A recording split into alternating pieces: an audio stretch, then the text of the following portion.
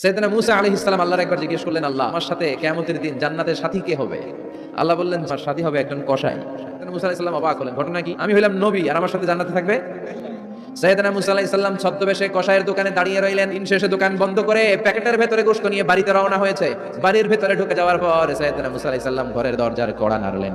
কসাই বলে, মান আনতা, তুমি কে?